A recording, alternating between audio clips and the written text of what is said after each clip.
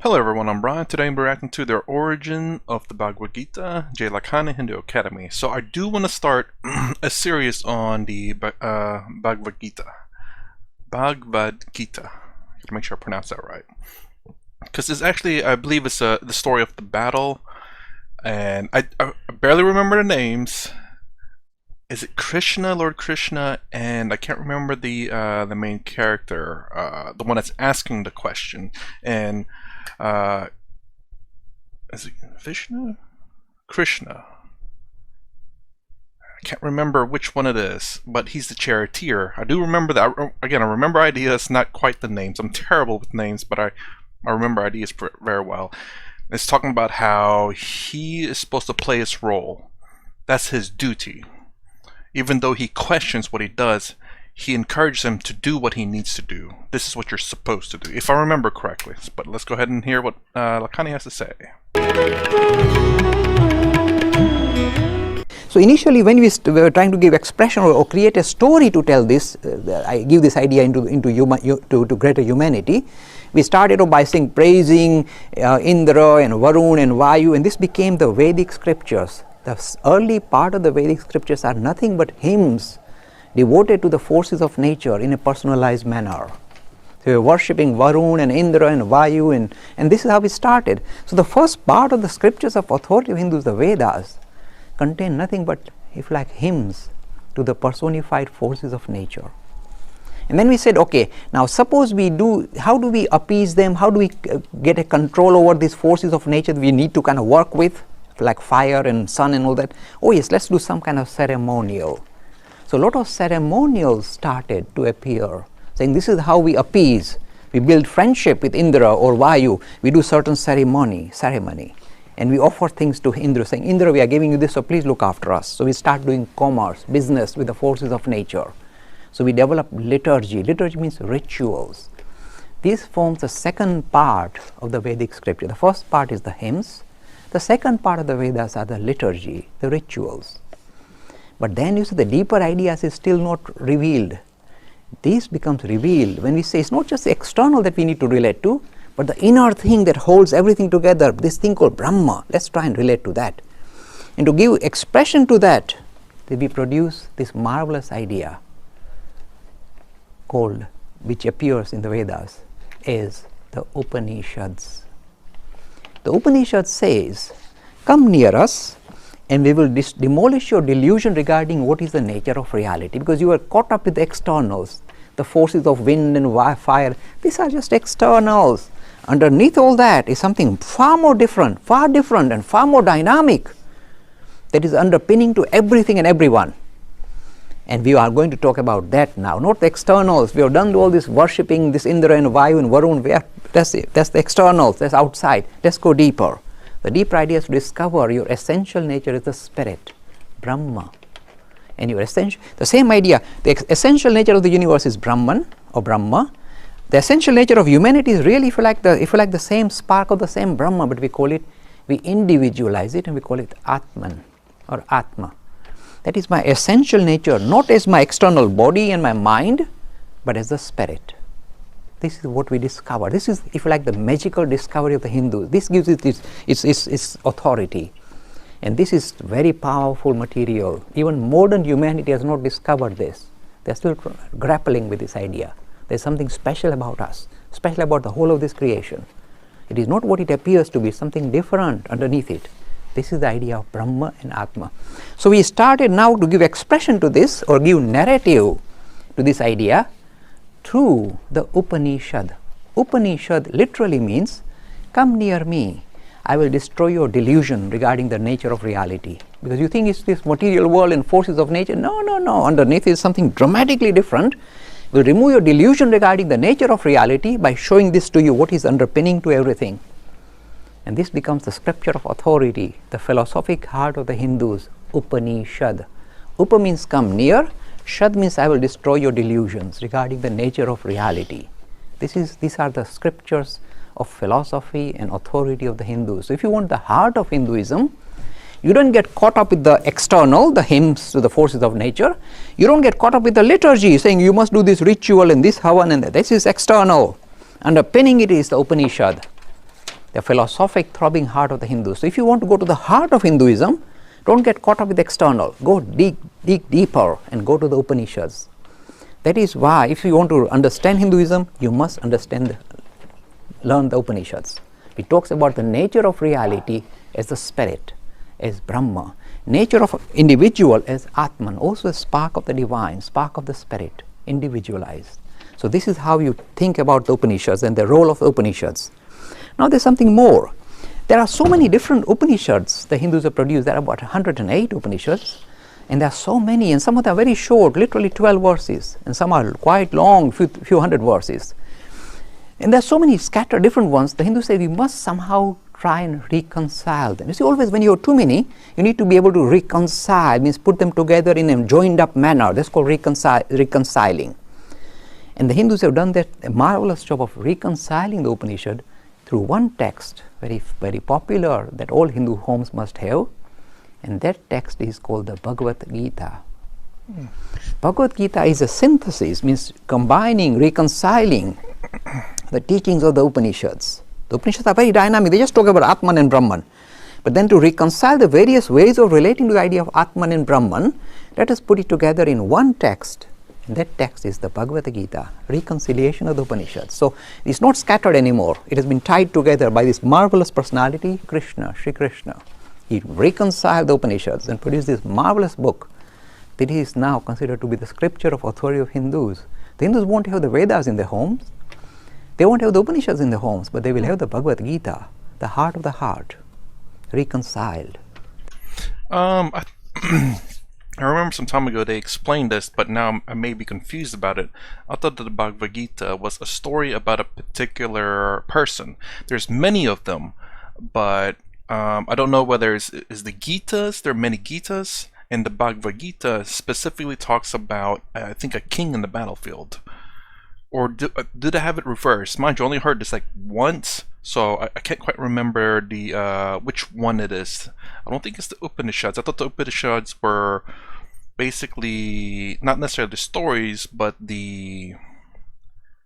perhaps the hymns, like he was talking about, the internal understandings, whereas the Bhagavad Gita is about Krishna or Vishnu maybe, or Brahman, and talking to different people of the times and explaining to them what their roles are potentially. Again, the only one I know if it's the most famous one of them which is the king, and I can't remember which god it was.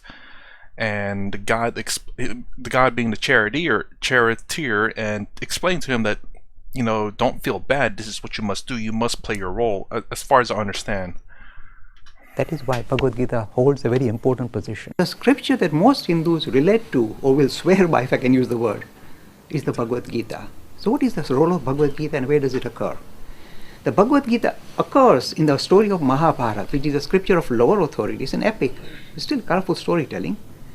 And yet, right at the heart of it sits this gem of, if you like, philosophic heart of Hinduism called the Bhagavad Gita. So even though it is in the Smriti scripture, it contains the teachings of the Upanishads, the Shrutis. That's why it straddles both the sides. Bhagavad Gita is a beautiful script.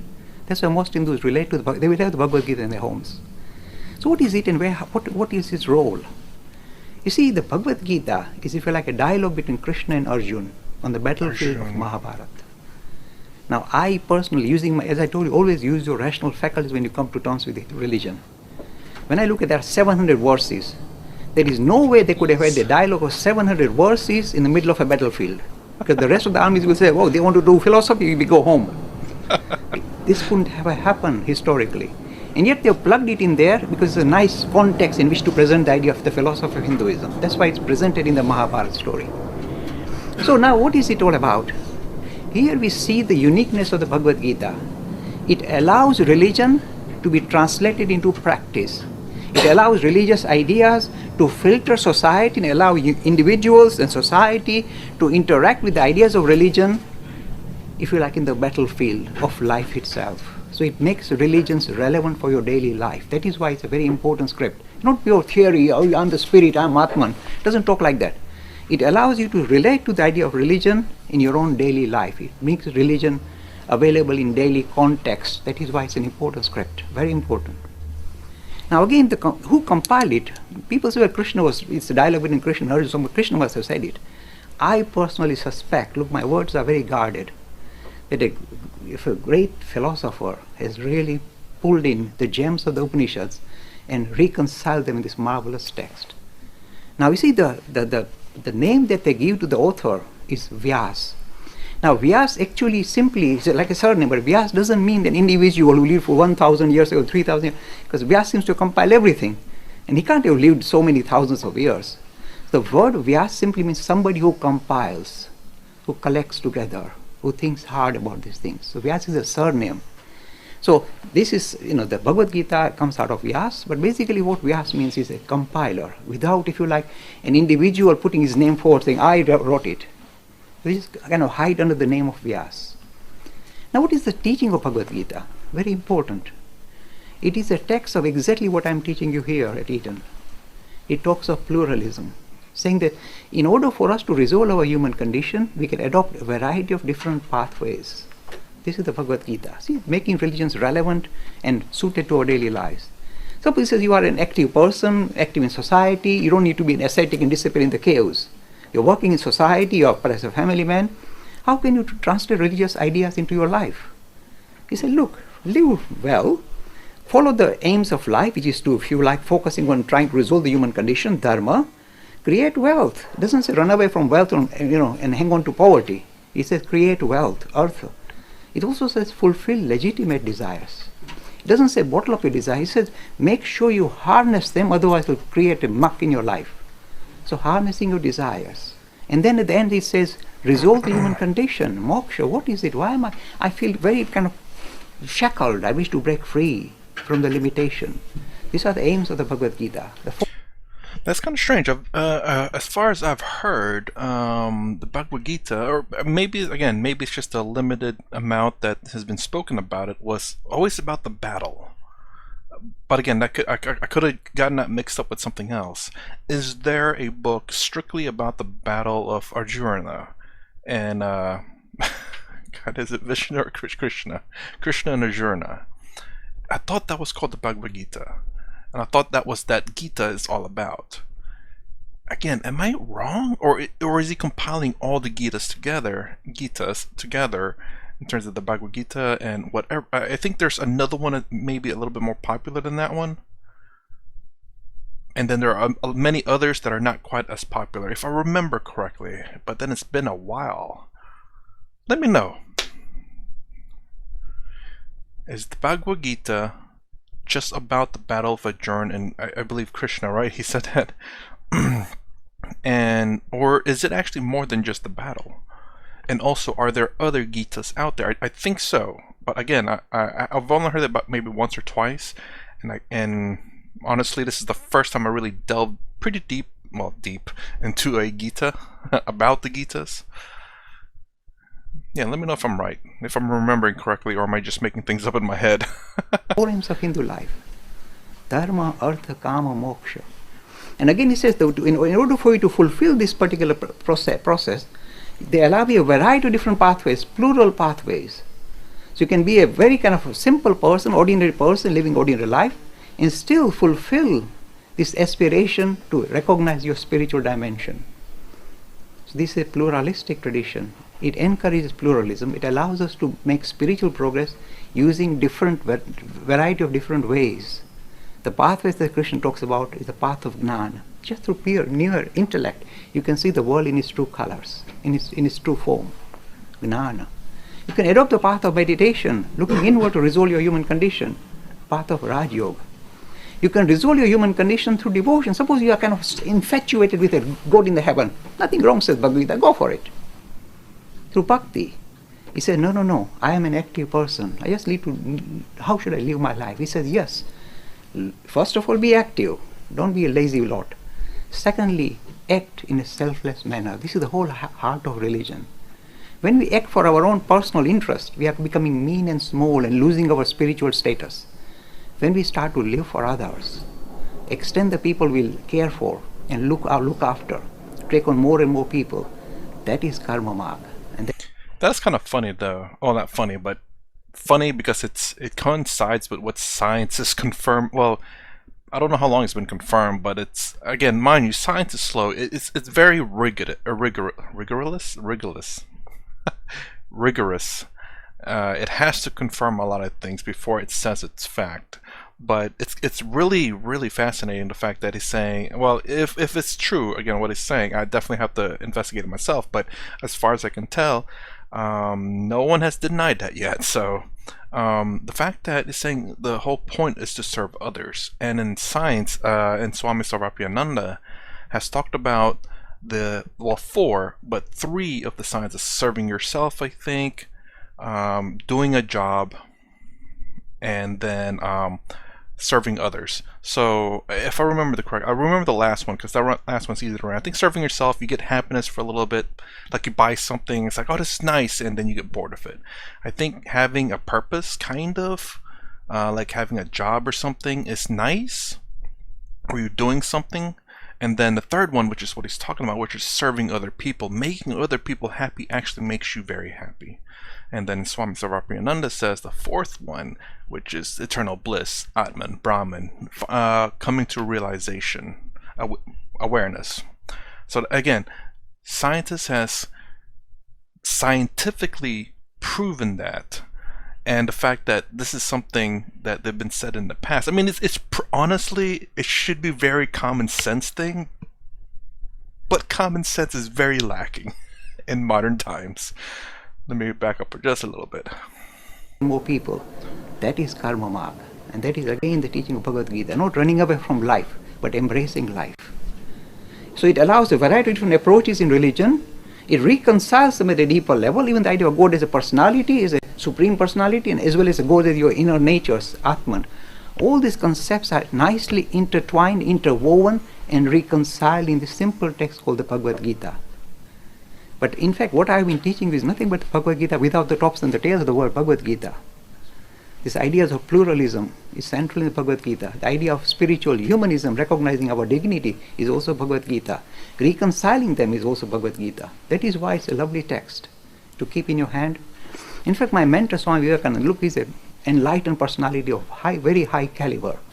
One textbook he used to keep with him when he was traveling in America, UK and so on, was the Bhagavad Gita. And whenever he felt his batteries need to be recharged, he would pick up the book, sit in some corner, turn the pages, and this is a real story recorded. Every time he would read some of the verses, tears of joy would flow from his eyes and make his clothes wet, as if he's been sitting in rain. That tremendous devotion to this marvelous text called the Bhagavad Gita. Who compiled it, whether it's got historic foundation, I have no clue, because it goes back into antiquity. But the material it possesses, if you like the reconciliation of every good aspect of Hinduism in one small textbook. That is why Bhagavad Gita is part of the central text of the Hindus. Let me go back. I want to hear he explain Nanya. Oh, good Lord, is that a knowledge? Karma, Bhakti, Jnana. Oh, okay. Maybe for some reason it sounded so weird. Will fulfill this aspiration to recognize your spiritual dimension. So this is a pluralistic tradition. It encourages pluralism. It allows us to make spiritual progress using variety of different ways. The pathways that Krishna talks about is the path of Gnana, just through pure Gnana. Jnana. Is the G silent? Is it G? Jnana Yoga? Jnana? Nanya? Am I saying it wrong this entire time? I'd like to say it correctly. The pathways that Krishna talks about is the path of Gnana. Just through pure, near intellect, you can see the world in its true colors. I've been calling it Jnana. Oh my god, I can't remember. Jnana Yoga. Bhakti Yoga, Karma Yoga, Raja Yoga. He talks about three. He didn't talk, well, he talked about Karma, Jnana, Bhakti. I think he did talk about meditation a little bit earlier. Okay, so let me know if am I misunderstanding things? So far he's saying that in fact the fight was in the Bhagavad Gita, but there are more things than just the fight between the two characters in there. Is it, I guess there are stories before and after the fight? Or is the Bhagavad Gita just the fight alone where Arjuna and Krishna? Good lord, I am terrible at remembering names. Because the rest of the armies will say, oh, they want to do philosophy, we go. When I look at that 700 verses, there is no way they could have had the dialogue. So even though it is in the Smriti scripture, it contains the teachings of the Upanishads, the Shrutis. That's why it straddles both the sides. Bhagavad Gita is a beautiful script. That's why most Hindus relate to they will have the Bhagavad Gita in their homes. So what is it and what is its role? You see, the Bhagavad Gita is, if you like, a dialogue between Krishna and Arjuna on the battle. Krishna and Arjuna. Okay. Krishna and Arjuna. I gotta remember that. It'll take a while for me to remember. I'm very terrible with names. But I remember ideas. So anyways, let me know if I'm right about anything that I've asked, because it was kind of weird when he was explaining there was so much more to the Bhagavad Gita than I remember. And then what has been said from bits and pieces, but again, they weren't exactly necessarily talking about the Bhagavad Gita as a whole, but they kind of touched up on it and talked about it. I think it was Swami Sarvapriyananda has said that. I think maybe Swami Tadatmananda has touched up on that too. I might be starting his series in the Bhagavad Gita. I gotta find out when, set things straight, organize everything. Life is chaos right now. Alright, anyways, this is my reaction to the origin of the Bhagavad Gita. If you like my content, please consider subscribing. Thumbs up, thumbs down below. Thanks for watching. I'll see you in the next vid.